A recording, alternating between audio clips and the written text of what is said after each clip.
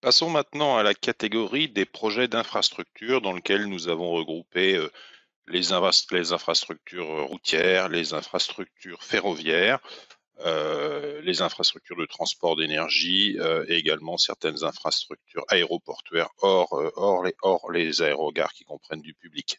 Donc nous avions 4 projets dans cette catégorie des infrastructures. Le premier projet est présenté par la société, le bureau d'ingénierie NCR France, qui a proposé ce qu'ils appellent l'ouvrage de Meudon, qui s'inscrit dans l'amélioration des conditions d'évacuation des usagers du tunnel ferroviaire de Meudon. Donc c'est un ouvrage qui concerne la ligne RERC.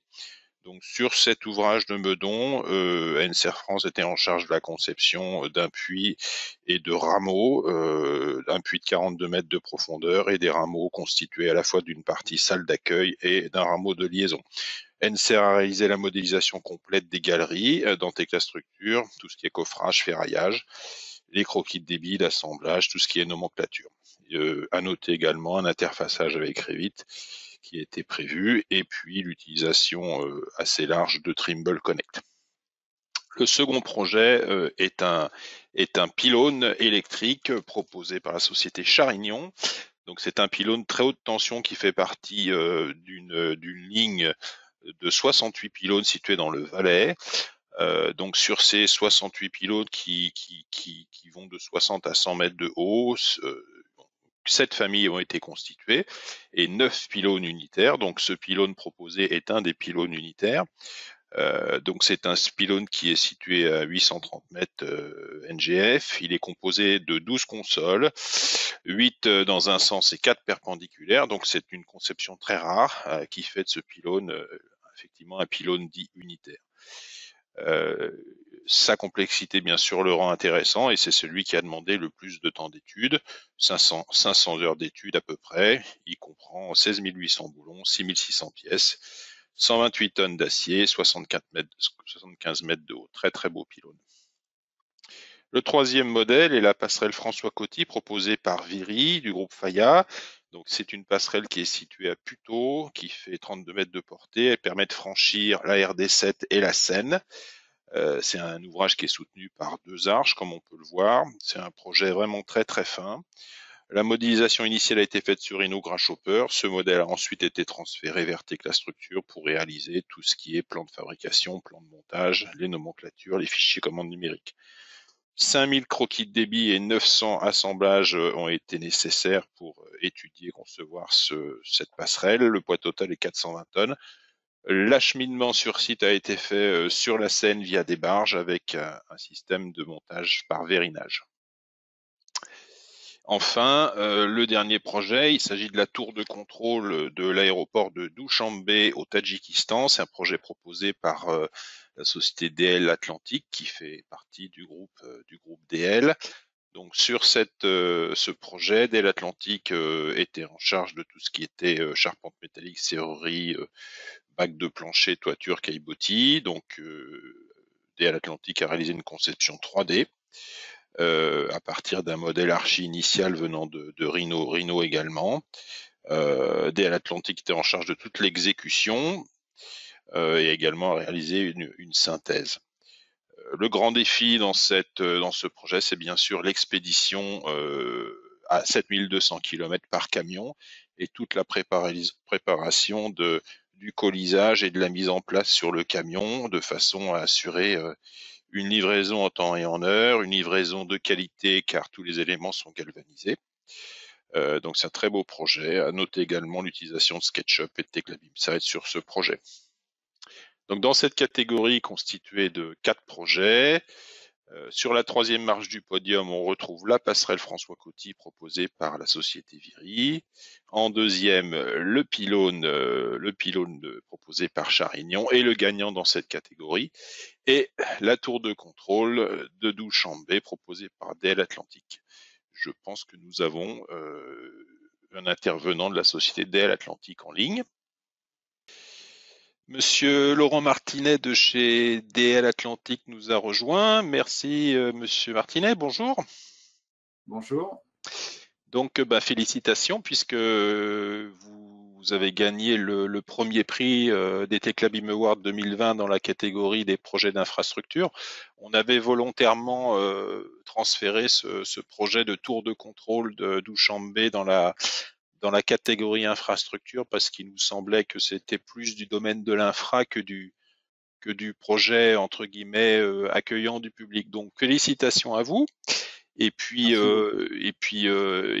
vous et tous vos collègues et toute l'équipe de Délai Atlantique, bien sûr. Je vais lancer une petite vidéo de présentation du projet, vidéo que vous connaissez sûrement, et puis ça va vous permettre de nous indiquer quel était le rôle et quel type de projet, de quel type de projet il s'agit. Je lance la vidéo. Voilà. Alors, cette fameuse tour de contrôle de Douchambé au Tadjikistan, monsieur Martinet, de quoi s'agit-il?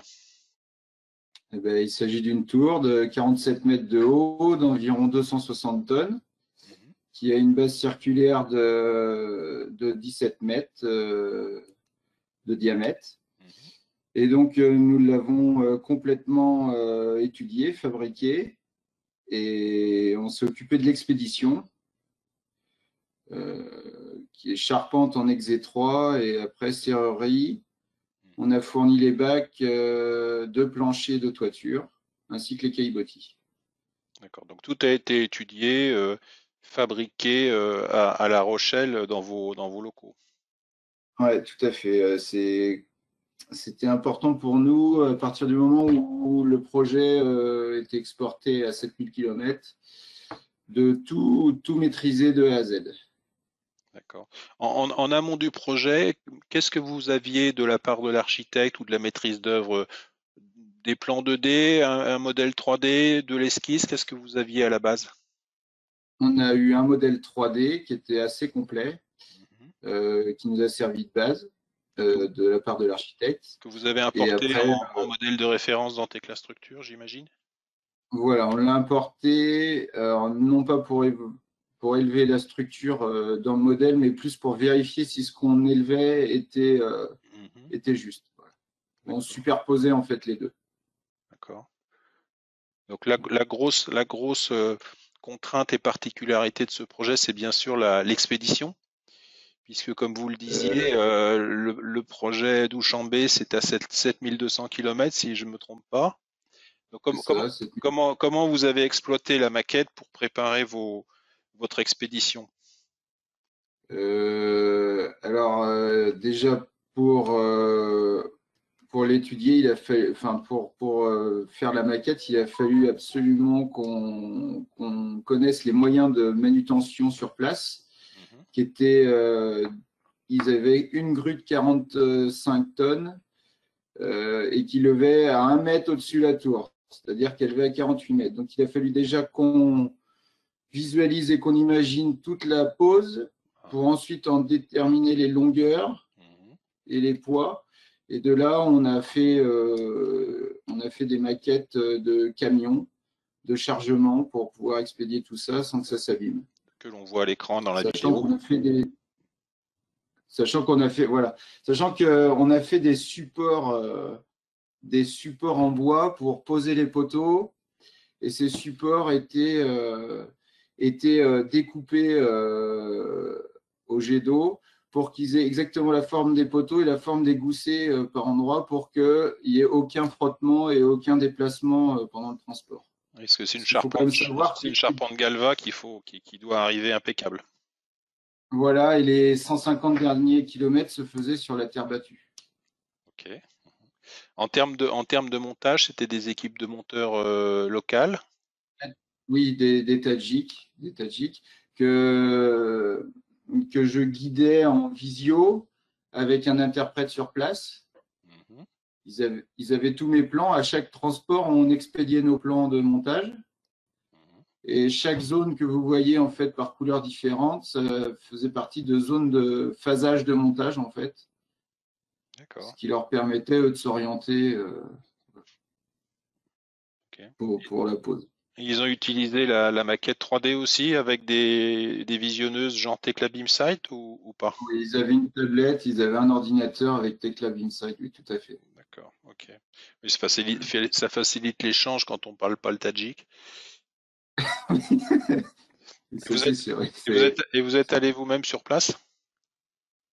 oui, alors on y a été 15 jours avec un collègue pour justement la partie sous vigie et la partie toiture, qui sont quand même les éléments les plus importants de la tour. Mhm. On était vérifier ce qui avait été posé était déjà correctement posé, parce que bon, en photo et en visio, c'est pas forcément évident tout le temps. Mhm. Et puis on a essayé de guider la fin de pause en fait, pour que ça se passe au mieux.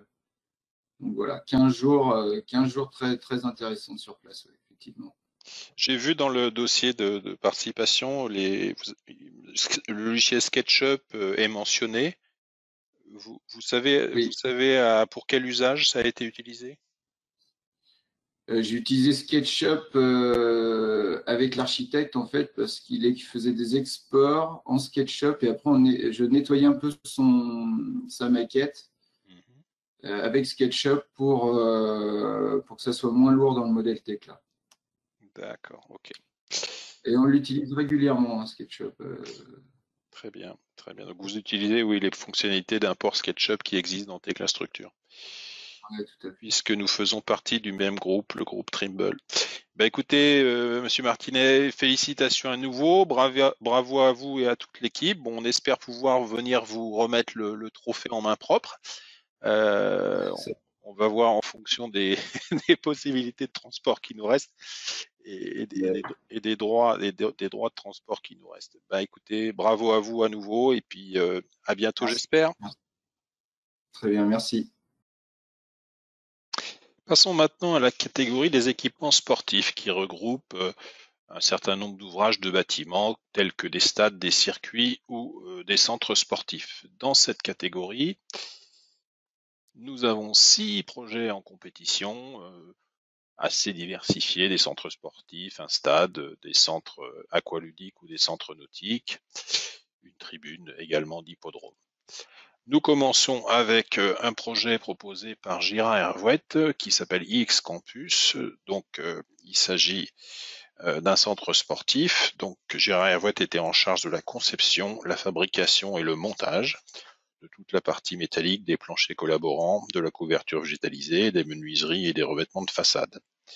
Le challenge principal était la réalisation d'une structure sans aucun poteau visible et également le traitement d'une couverture végétale suspendue. De nombreux échanges ont été réalisés avec les autres lots pour faire une très bonne synthèse et en particulier avec un usage de la solution Trimble Connect. Le second projet est le stade de Yamoussoukro proposé par Baudin-Châteauneuf. Donc, il s'agit d'un stade situé en Côte d'Ivoire qui a vocation à recevoir la Coupe d'Afrique des Nations en 2023. C'est un stade de 20 000 places. Donc, sur ce projet, Baudin-Châteauneuf a réalisé la charpente métallique du stade en études fabrication. Galvanisation a également été fait en France, puis tout ça a été colisé, expédié par bateau. De nombreux échanges 3D avec la maîtrise d'œuvre compte tenu de la géométrie. Et ces échanges 3D ont été faits via le format IFC. En tout, la charpente représente à peu près 1600 tonnes. Le troisième projet, le pôle aqualudique Aquamalo situé à Saint-Malo, proposé par le constructeur métallique Vilquin qui fait partie du groupe Faya. Donc sur ce projet, Vilquin avait la charge des charpentes métalliques, en particulier de la toiture et du complexe et de l'auvent. À noter au niveau de l'auvent, le poteau incliné de section elliptique et variable. Nombreux échanges également sur ce projet en IFC avec la maîtrise d'œuvre. Le projet suivant, proposé par le constructeur métallique Normacadre, situé au nord d'Orléans, il s'agit de la réhabilitation du centre du complexe nautique de La Source, près d'Orléans. Donc sur ce projet, Normacad a modélisé aussi bien la partie béton, bois et métal, même s'ils étaient en charge principalement de la partie construction métallique. Ils ont procédé également à de nombreux échanges avec le constructeur bois, échanges de maquettes en utilisant le format IFC. Donc Normacad a réalisé également le dimensionnement, les plans, la fabrication, le traitement et la pose sur ce projet. Projet suivant, la tribune de Longchamp, proposée par le bureau d'études Jaillet-Rouby. Donc c'est un projet avec la société Bouygues comme entreprise générale. Jaillet-Rouby avait la responsabilité des études préliminaires, des études générales et de la supervision des études d'exécution de la charpente métallique de la tribune du Jockey Club. Sur 5 niveaux, 180 mètres de long, 2500 tonnes d'acier. L'usage du BIM sur ce projet a facilité les échanges entre les différents corps d'État et la collaboration avec l'entreprise générale Bouygues. Et enfin, le dernier projet dans la catégorie, qui est une salle omnisport réalisée par l'entreprise Demi, une réalisation d'une charpente métallique simple pour cette salle omnisport. Donc, dans cette catégorie, le jury a désigné sur le podium en 3e position la tribune de Longchamp par le bureau d'études Jaillet-Rouby. En 2e position, le centre Aquamalo par la société Vilca, et le gagnant dans cette catégorie est la société Normacadre pour le centre nautique de la Source. Félicitations à eux. Monsieur Goupil nous a rejoint. Bonjour Monsieur Goupil. Bonjour. Donc vous êtes responsable du bureau d'études chez Normacadre, et donc j'ai le plaisir de vous annoncer que vous avez gagné le Techlabim Award 2020 dans la catégorie projet sportif avec la rénovation du complexe nautique de la Source. Donc félicitations à vous et puis surtout à toute l'équipe Normacadre. Alors vous n'en êtes pas à votre coup d'essai puisque, sauf erreur de ma part, vous avez déjà gagné en 2012 et en 2011. En 2012, de mémoire, c'était pour la tour de contrôle à Cayenne. Et en 2011, c'était un centre hospitalier en Polynésie française, autant que je me souvienne. C'est bien ça. Donc là, cette année, vous nous avez proposé le complexe nautique de la Source en rénovation. Donc je vais essayer de lancer la petite vidéo. Voilà. En coupant le son. Voilà, donc si vous voulez nous indiquer quelles étaient les missions de Normacad sur ce projet, et puis tout simplement la nature du projet, et puis après j'aurai sûrement quelques questions à vous poser. Oui, donc le but, c'était la réhabilitation d'une piscine existante, une piscine qui a été reconstruite donc sur le site de l'ancienne piscine, en conservant les principaux aspects architecturaux, notamment les façades bois avec des éléments dits en forme de chromosomes. Et sur ce projet, nous, on a pris en charge donc, toute la partie charpente métallique, toute la partie structure. Donc la structure métallique repose uniquement sur les poteaux bois des façades. Il y a très peu d'éléments en métallique qui descendent au sol. Alors évidemment, la contrainte principale, c'était la liaison et de faire la synthèse avec ces éléments bois qui étaient des éléments tridimensionnels, donc avec aucune partie ni verticale ni horizontale. Tout est incliné dans le projet, c'est ce qui fait aussi la réussite du projet, hein, mais en géométrie, c'était relativement complexe. Et ça, on l'a bien maîtrisé grâce à la modélisation BIM, la modélisation 3D, parce que le charpentier bois qui a réalisé les poteaux des façades a lui aussi modélisé en 3 dimensions ces poteaux, donc on a pu échanger nos modèles avec l'interface de Tekla au format IFC par exemple. Et on a fait plusieurs échanges de manière à être sûr qu'on soit parfaitement adaptés les uns aux autres. Donc là, sur le modèle, là, de ce côté-là, était sur le modèle que l'on voit, là, oui. Vous avez remodélisé le bois ou c'est l'import du modèle du charpentier bois que l'on voit à l'écran? C'est l'import du modèle du charpentier bois. D'accord, que vous avez récupéré au format IFC et importé sous forme de modèle de référence, j'imagine. Ok, très bien. Exactement, en format IFC. Donc nous, à partir de là, on a ajusté toutes nos attaches, toute notre structure pour correspondre aux pentes, parce qu'encore une fois, les poteaux bois sont tridimensionnels et il fallait pouvoir s'adapter, réaliser des fixations, des connexions aussi adaptées au bois, qu'on voit sur ces vues-là. Donc tout ça, on l'a plutôt bien géré, et grâce à la modélisation 3D, parce que sinon, sans un modèle 3D, sans une synthèse 3D, je pense que ça aurait été beaucoup plus compliqué. D'accord. Donc là, vous étiez en charge de la conception, le traçage, la fabrication et le montage de tout ce que l'on voit, c'est-à-dire charpente métallique en toiture, principalement. Ouais.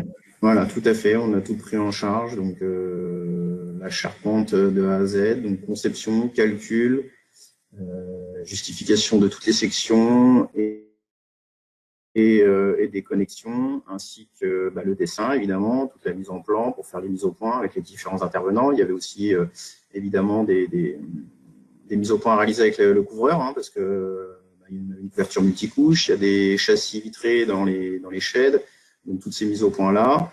Et évidemment, le point final, c'était la fabrication et la mise en œuvre de la charpente. Donc, on a réalisé tous les plans de fabrication avec Tecla. Par la suite, on a fait toute la fabrication dans nos ateliers de Neuville-aux-Bois et la pose sur site, sur les sites de la source au sud d'Orléans. Est-ce qu'il y avait une maîtrise d'œuvre en charge d'une gestion BIM ou d'une synthèse BIM sur ce projet, ou c'est vous qui finalement avez fait la synthèse? La maîtrise d'œuvre, c'était la société BFC qui a pris en charge le projet en totalité, donc en entreprise générale. Ils synthèse BIM sur ce projet. C'est nous qui avons pris l'initiative de faire cette synthèse BIM avec le charpentier bois parce que ça nous semblait opportun, voire même indispensable. D'accord. Alors les critères qui ont vraiment fait la différence, même si le concours était serré dans cette catégorie, en fait, il y a plusieurs critères. L'esthétique, hein, vous l'avez mentionné tout à l'heure, l'esthétique a eu son importance parce que vraiment le projet est joli et je trouve assez aérien. Le caractère multimatériaux également, le mélange bois-métal a vraiment fortement impacté le jury. Bien sûr, la finesse de l'exécution et la finesse de la modélisation, on voit que vraiment c'est une modélisation faite pour construire et pour fabriquer. Donc ça c'est un des critères qui est pris en compte par le jury dans le cadre du concours. Et puis en matière de collaboration, le fait d'échanger de l'IFC et de faire une synthèse entre charpentier bois, charpentier métal aussi, ça c'est un critère qui a vraiment impacté et marqué le jury. Donc, écoutez, félicitations à nouveau à Normacad, Monsieur Goupil. On viendra vous remettre en main propre le trophée Oui, merci. quand il sera fabriqué. Il est en cours de fabrication. Donc, vous pourrez rajouter dans votre Oui. collection un nouveau trophée des Tecla BIM Awards. Et puis félicitations à nouveau à toute l'équipe de ma part et de la part de Tecla et du jury. Merci, à bientôt. Passons maintenant à la catégorie petits projets qui, comme son nom l'indique, regroupe des projets de petite taille sans aucune restriction de typologie. Donc dans cette catégorie, une assez grande quantité de projets, 10 au total, que vous voyez ici sur cette diapositive. Donc passons à la description projet par projet avant d'annoncer les lauréats dans cette catégorie. Le premier projet est proposé par le bureau d'études NCR France. Il s'agit de la rénovation de la gare de Nanterville. Donc sur ce projet, NCR France était en charge de la rénovation des quais de la gare de Nanterville et de l'étude d'exécution d'une marquise en acier d'à peu près 180 mètres de long. Donc NCR a modélisé cette marquise en utilisant des PRS. À noter également l'utilisation de l'IFC pour communiquer avec le client et l'entreprise en charge de la fabrication. Le second projet, il s'agit d'un projet proposé par le bureau d'études ATES. Donc, il s'agit de la galerie d'art pour la culture viticole. Donc, sur ce projet, ATES est intervenu du diagnostic à la livraison de l'ouvrage. C'est un projet situé au nord d'Aix-en-Provence, dans le centre d'art du Château Lacoste. Donc, c'est une galerie de découverte de la culture viticole implantée dans les vignes. C'est une passerelle en porte-à-faux d'à peu près 30 mètres linéaires qui a été modélisée et tracée par ATES. La structure restera apparente sur ce projet. Donc ATES, sur ce projet, a également utilisé les capacités d'interopérabilité de Tecla Structure puisqu'il y a eu des échanges avec l'architecte et les économistes via des IFC exportés depuis Tecla. On peut également noter les échanges de maquettes Tekla avec le bureau d'études EXE et le charpentier métallique. Troisième projet proposé par le constructeur métallique Serru. Donc il s'agit d'un lot serrurerie métallerie d'une galerie d'art du fonds de dotation Agnès B. Donc il fallait concevoir et fabriquer un escalier monumental en tenant compte de contraintes à la fois d'accès et de montage. Sur ce projet, Serru a réalisé les développés du limon avec Tekla Structure. Ce limon a été conçu en 2 blocs et reconstitué sur site par soudure. Quatrième projet proposé par la société Guilherme, il s'agit d'une maison individuelle réalisée selon un procédé interne à la société Guilherme. Donc ce projet s'inscrit dans le cadre du développement de l'offre pavillonnaire de Guilherme. Le but étant, en utilisant la modélisation Tekla, d'accélérer la production de plans pour produire davantage et de détailler au maximum les plans d'exécution pour l'atelier. Guilherme a développé des composants personnalisés et puis a utilisé également Trimble Connect pour les services travaux. Et donc l'accès à la maquette numérique sur le chantier par les services travaux. Projet suivant, un escalier proposé par l'entreprise Bro. Il s'agit d'un escalier monumental pour une concession automobile. Donc c'est un escalier qui est situé dans le hall d'accueil. C'est un ouvrage extrêmement esthétique et technique qui est constitué à la fois d'acier, d'aluminium, de bois et de verre, avec simplement, comme on peut l'indiquer ici, 2 poteaux porteurs. Donc ça a été totalement modélisé sur Tekla Structure. Le projet suivant est ce qu'on appelle la carapace du château prieuré marquais, proposé par Storm et Fusion Construction. Donc il s'agit d'un projet situé dans un domaine viticole au nord de Bordeaux, dans une chartreuse du XVe siècle. Donc il s'agissait sur ce projet d'isoler les chais par l'extérieur avec l'ajout d'une touche esthétique. Donc la carapace que l'on voit ici est constituée d'une charpente métallique qui encadre le chai avec 2 fonctions, isoler et supporter la carapace. Donc, une seconde structure portique crée les appuis pour la superstructure supportant la carapace facettisée. Très très beau projet, très esthétique.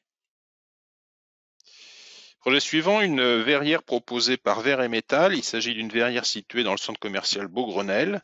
Donc c'est une verrière avec une géométrie excentrique. Chaque vitrage est différent de ses voisins, ce qui implique un repérage précis. Sur ce projet, Verre et Métal a utilisé le plugin Grasshopper vers Tekla et a utilisé les plans de fabrication produits par Tekla, en utilisant la fonction clonage de Tekla Structure.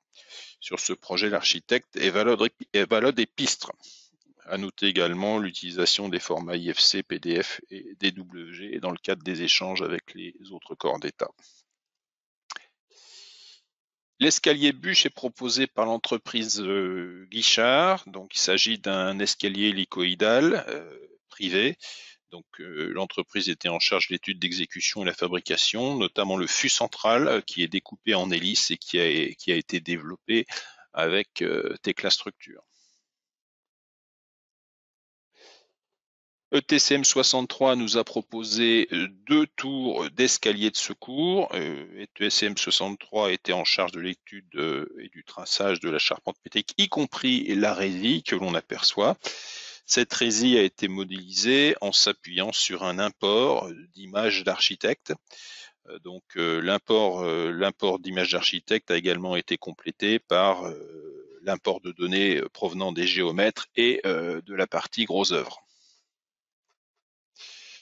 Enfin, le dernier projet de cette catégorie, il s'agit d'un équipement d'un simulateur de chute libre proposé par Ronald Bernard et ICM West. Donc sur ce projet, l'objectif était de faire l'étude d'exécution de la structure métallique qui chevauche les ventilateurs.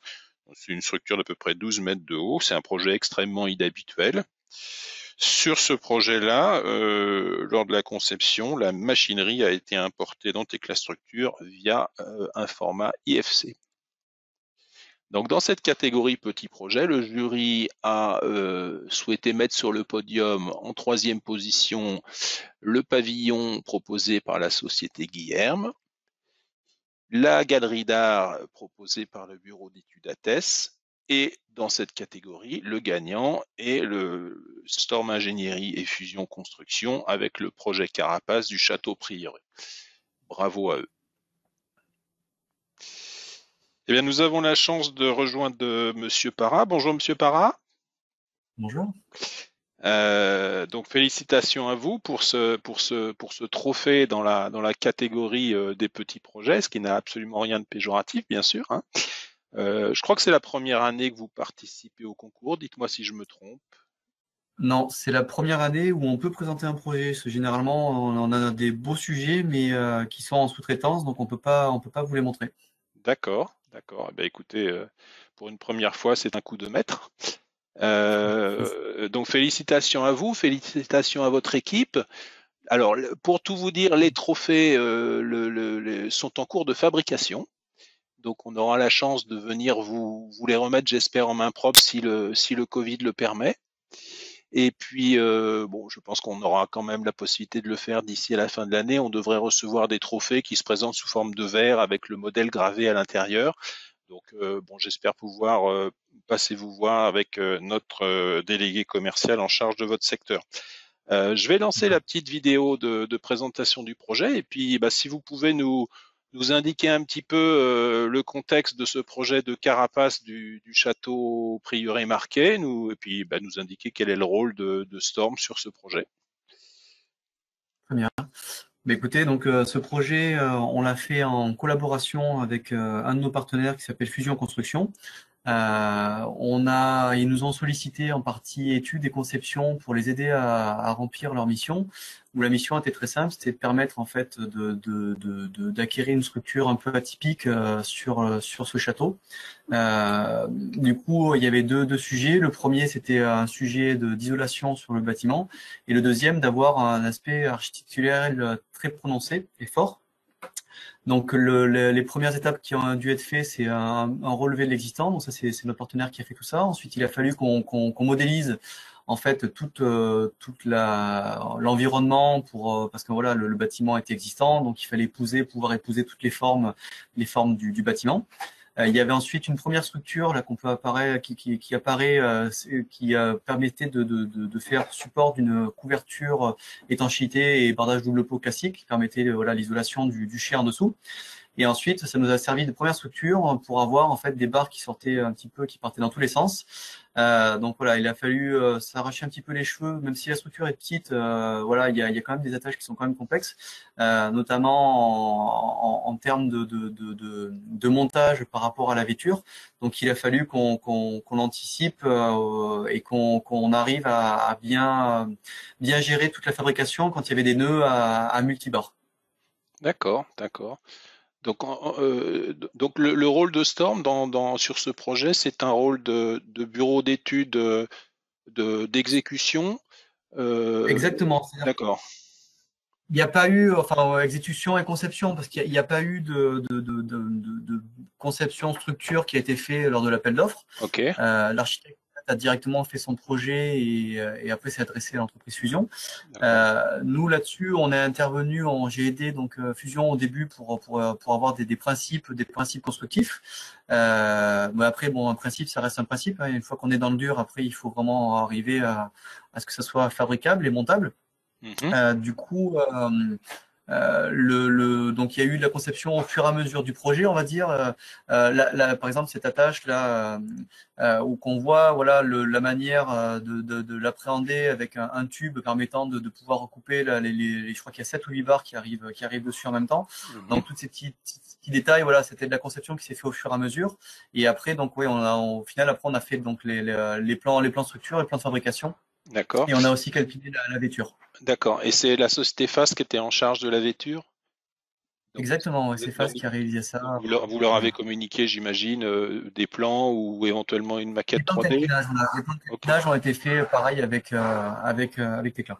D'accord, ok. J'ai vu aussi dans le dossier de candidature que vos monteurs étaient équipés de PC avec du Tekla BeamSight. Alors là, du coup, c'est la partie de Fusion, du coup, notre partenaire.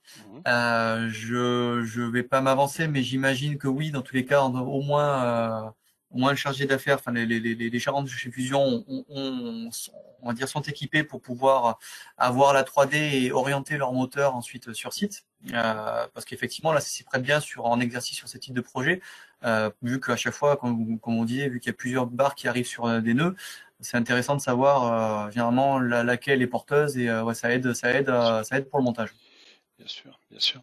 Alors, sans trahir de secret, ce qui a beaucoup plu au jury, en fait, vous savez, il y a plusieurs facteurs qui sont pris en compte dans le cadre de plusieurs critères pour évaluer les projets. Un des critères, c'est effectivement le fait que le modèle soit ce qu'on appelle constructible, c'est-à-dire hautement détaillé. Donc là, il y a pas de discussion possible. On voit la maquette, elle est exceptionnelle et c'est vraiment une maquette qui a vocation à être construite, fabriquée et construite. Donc ça, c'est un point important souligné par le jury. Il y a aussi l'aspect esthétique du projet qui a beaucoup plu au jury et le fait que le projet soit une rénovation, c'est-à-dire vienne s'appuyer sur une chartreuse du XVe siècle, d'après ce que j'ai compris. Donc ça, c'est aussi un point important. L'aspect esthétique, géométrique, la complexité de la géométrie a vraiment été apprécié par le jury. Et puis il y a aussi un ensemble de paramètres liés à l'interfaçage, l'interopérabilité, l'utilisation de l'IFC, de Tekla BeamSight aussi, qui est effectivement pris en compte par le jury dans l'évaluation des projets.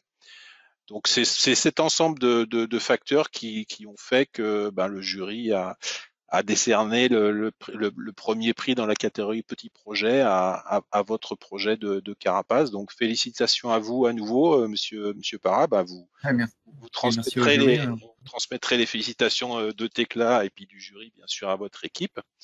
Et puis on sera amené à vous rencontrer sur place pour vous remettre en main propre le trophée.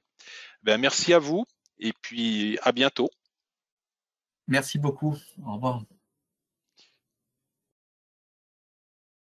Passons à la dernière catégorie du concours pour cette année. Il s'agit de la catégorie réservée aux étudiants. Donc, c'est la deuxième version de ce concours pour cette catégorie qu'on a mis en place en 2018. Il est bon de rappeler que Tekla Structure est utilisé par de nombreuses écoles et de nombreux étudiants, à peu plus d'une cinquantaine en France, et ça va des sections de bac pro jusqu'à des écoles d'ingénieurs. Donc cette année, dans cette catégorie, nous avions 4 projets en compétition. Le premier projet, qui s'appelle la passerelle Marianne, a été proposé par les étudiants de la licence de 3 sciences de l'ingénieur mention génie civil et de master 2 génie civil de l'université de Cergy-Pontoise. Donc il s'agit d'un projet de construction de la passerelle Marianne qui est située à Aubervilliers et qui est construite dans le cadre des Jeux Olympiques 2024.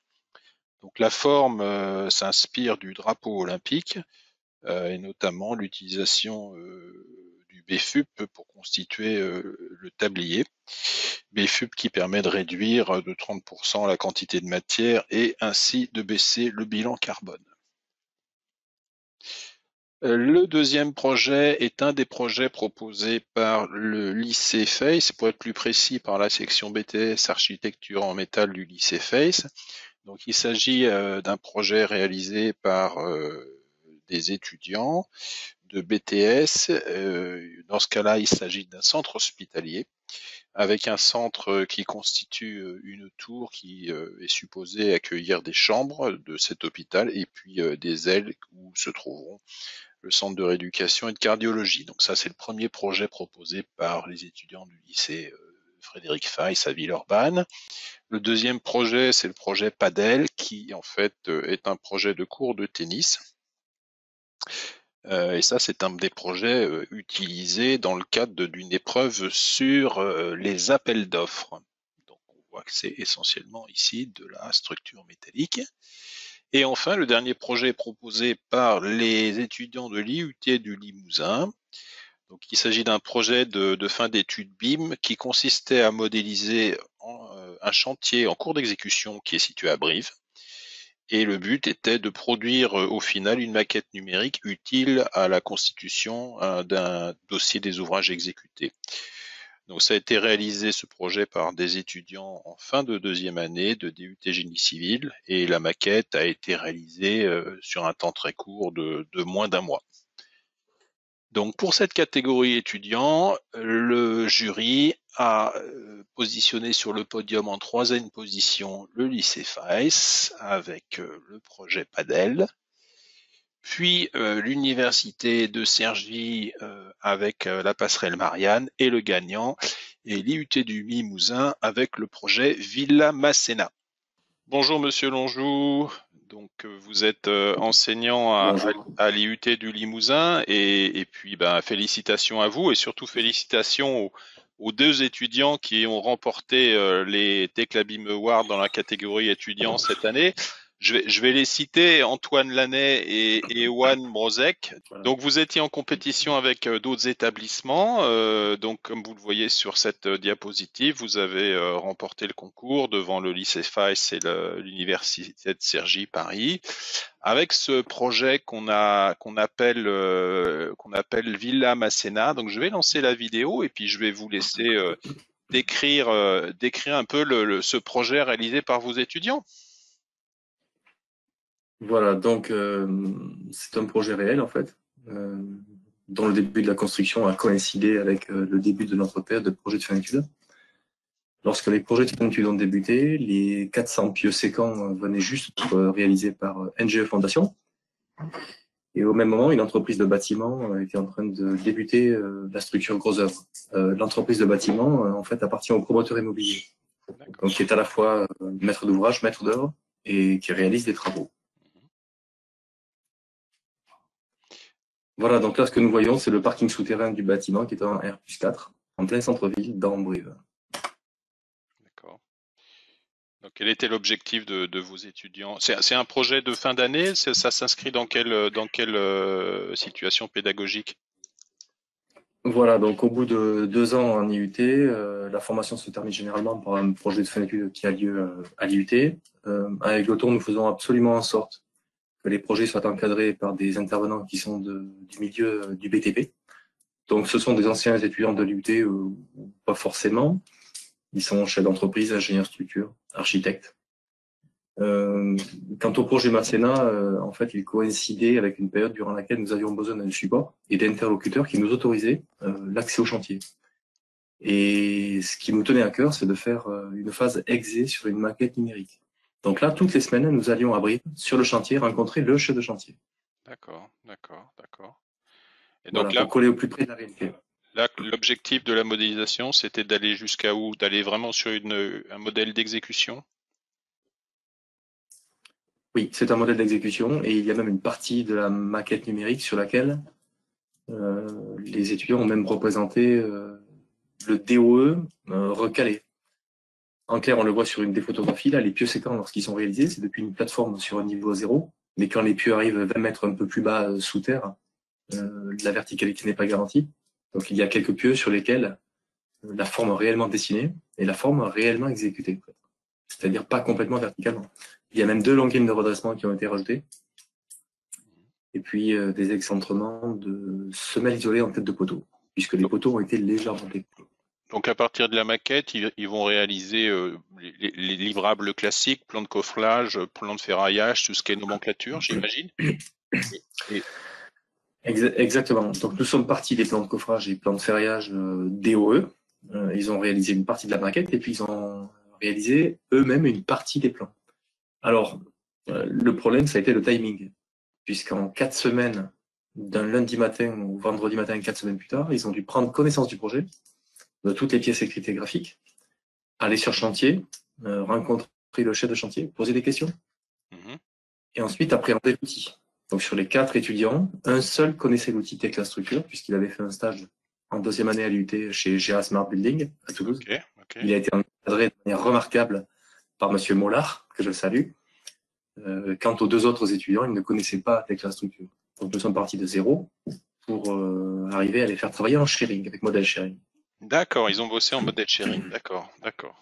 C'est intéressant. D'un point de vue... Alors la première semaine, ça n'a pas été possible parce que on n'était pas prêts, clairement. Les étudiants découvraient Tekla Structure. Par contre, au bout d'une semaine, ça a vraiment décollé grâce à l'Or de la Porte, qui a été un support indispensable pour nous, pour appréhender modèle sharing et nous servir vraiment de modèle sharing. Laure Delaporte, qui est notre déléguée en charge de la relation avec l'éducation et qui est elle-même enseignante. Oui, qui comprend les problématiques spécifiques d'enseignants. Bien sûr. C'est-à-dire que nos problématiques pédagogiques nous amènent à avoir une utilisation de Tekla qui est parfois un peu borderline. C'est-à-dire que quand on fait du phasage et du mode opératoire, ce qui compte évidemment, c'est la terminologie, les fonctions, donc une étude fonctionnelle. Et à ce titre-là, pouvoir faire un phasage complet de la structure, c'est indispensable.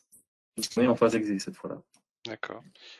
Globalement, en dehors du projet, de ce projet-là, est-ce que dans quel cas, donc pour quels usages vous utilisez Tekla Structure tout au long des 2 années?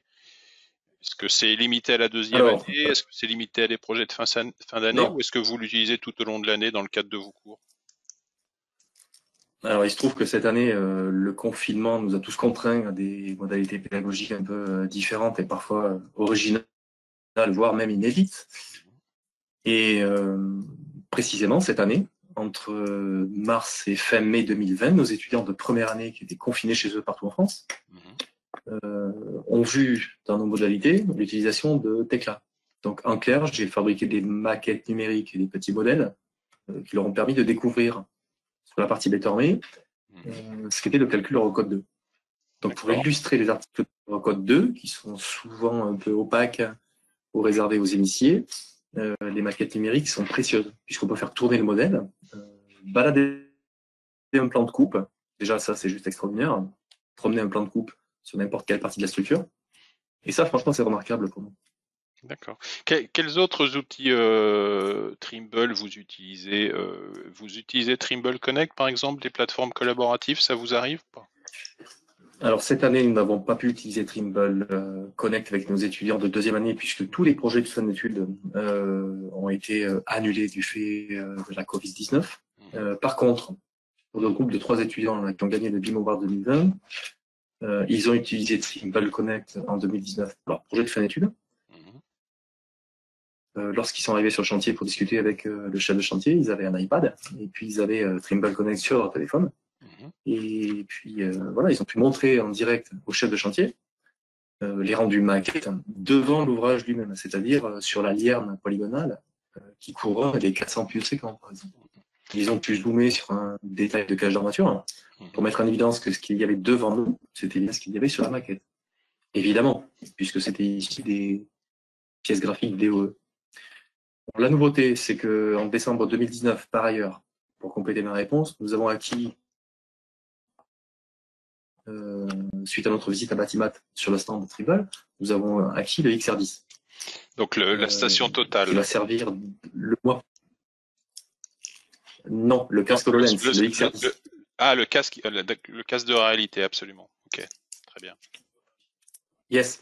Donc l'idée, c'est que en janvier 2021, nos étudiants de deuxième année qui vont bénéficier d'une BIM Week durant laquelle ils vont faire du BIM non-stop, puis la semaine suivante, en phase de présentation orale, ils pourront utiliser le XR10. Donc l'idée, c'est qu'un groupe d'étudiants soit en amphi, par exemple, devant tout le monde. Parmi ces étudiants, il y en aura un qui aura son casque XR10 sur la tête. Et grâce à un petit outil de Microsoft qui s'appelle Mirascan, ils projetteront en amphi devant tout le monde sur l'écran géant ce que l'étudiant voit dans son casque. Ce qu'il voit dans son casque, absolument. À mesure qu'il produira des explications, exactement, à mesure qu'il produira des explications sur la maquette qu'il aura réalisée, nous verrons le rendu sur l'écran géant devant nous pour que tout le monde puisse constater le rendu des explications fournies en temps réel. Voilà. Écoutez, c'est très impressionnant, Monsieur Lonjou, merci beaucoup. Félicitations à vous, à vos collègues et puis aux étudiants. Donc, vous voyez à l'écran le certificat que vos étudiants vont recevoir, puisqu'en fait, en gagnant le concours local, ils ont été reversés dans le concours mondial étudiant et vous avez pu voir leur projet également sur le site relatif à ce concours global. Donc, félicitations à eux et puis merci beaucoup pour l'entretien et je vous dis à bientôt. Merci à vous et merci au support, notamment de Laure Delaporte. Donc, lors de chaque édition des Tekla BIM Awards, nous organisons un vote du public qui est accessible à l'ensemble des projets. Cette année, nous avons eu à peu près 1700 votants. Et sur ces 1700 votants, le plus grand nombre de votes est allé à un projet proposé par NCR France qui s'appelle le projet de l'ouvrage de Meudon. Donc j'ai la chance d'avoir en ligne Cristiano Orsi de NCR France. Bonjour Cristiano. Bonjour. Donc écoutez, ce que je vais faire, c'est que je vais lancer la petite vidéo, puis je vais vous laisser décrire un petit peu la nature du projet de cet ouvrage de génie civil et puis décrire un petit peu les missions de NCR sur ce projet. Je vous écoute. Alors, il s'agit d'une issue de secours pour le tunnel de Meudon qui existe, donc une issue de secours constituée par un puits d'accès, un puits réalisé avec des parois moulées, de diamètre environ 9 mètres. Donc, comme on peut voir, ici, on a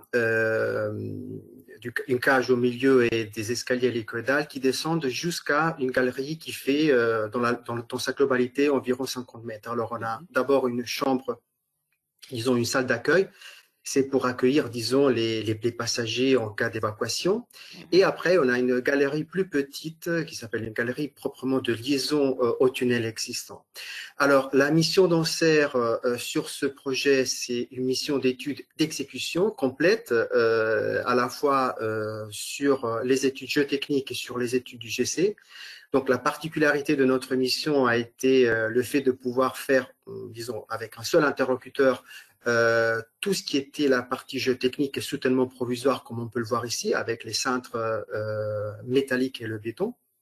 Et après, le GC définitif. Et on a utilisé, disons, c'était très important d'utiliser le logiciel Tekla parce que ça nous a permis de faire dans un seul modèle les cintres et le ferraillage en 3D dans un seul modèle pour voir toutes les interférences qu'on devait voir. D'accord. Donc en fait, vous avez réalisé tout ce qui est modélisation et puis tout ce qui est plan de coffrage et plan de ferraillage à la fois Oui. pour le puits et puis la galerie. Oui.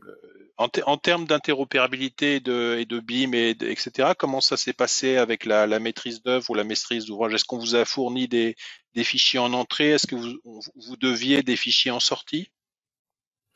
Alors, effectivement, on a reçu des fichiers en entrée, mais c'était des fichiers simples sur AutoCAD. On a même retravaillé un tout petit peu la forme de l'ouvrage, la forme des galeries surtout. Et ce qu'on a pu faire, pas vraiment, disons, pour le maître d'œuvre, mais c'était plutôt intéressant pour les fabricants de leur fournir des fichiers directement en 3D pour la production des cintres. Ça a permis de faciliter beaucoup le travail de production et de pose des cintres. Aussi bien aussi pour le ferraillage. Alors j'avais vu dans votre dossier de candidature qu'effectivement il y avait un interfaçage prévu avec Revit, j'imagine avec un export IFC. Alors oui, alors disons que c'était une interface interne chez NCR parce qu'on a décidé d'étudier le puits en parois moulées avec Revit. Simplement parce qu'on a dû faire une étude de pose cinématique des escaliers hélicoïdales. Et donc bon, on a choisi de le faire sur Revit. Et donc après, le modèle que vous voyez, c'est l'ensemble de la modélisation Revit et de la modélisation Tekla. On a pu les mettre ensemble. D'accord, très bien. Et contrôler les interfaces. Et ben, surtout au départ de la. Ouais. Écoutez, félicitations à nouveau pour ce vote du public. Je vous remercie. NCR n'en est pas à son coup d'essai puisque vous avez déjà remporté les Tekla BIM Awards en Italie en 2019 sur un autre projet qui est un projet de pont, autant que je me souvienne. Donc bravo à nouveau à NCR pour ce BIM Award. Et puis vous aviez également participé cette année avec un autre projet, puisque ce projet Meudon était dans la catégorie infrastructure, mais je crois que vous aviez aussi un autre projet, la gare de Nanterre, dans les projets publics. Merci d'avoir participé. Sur les projets de petite taille. Oui, absolument. Merci d'avoir participé au concours. Félicitations à nouveau pour le prix du vote du public. Et puis, à bientôt, j'espère, pour la prochaine édition. À bientôt et merci. Eh bien, nous arrivons à la fin de ces sessions de présentation des Tekla BIM Awards 2020. Je vous propose de récapituler les lauréats 2020 dans les 7 catégories cette année. Donc, le projet Cinéum de S2EI a remporté le Award dans la catégorie des projets privés, commerciaux. La station Beaulieu a remporté le prix dans les catégories projets publics, projet de la station Beaulieu proposé par Guilherme. Pepper Tree Dusting, le projet australien de Sandvik, a gagné le prix dans la catégorie industrielle. La tour de contrôle proposée par DL Atlantique a remporté le prix dans la catégorie des infrastructures. Le centre nautique proposé par Norma Cadre est le gagnant de la catégorie des équipements sportifs.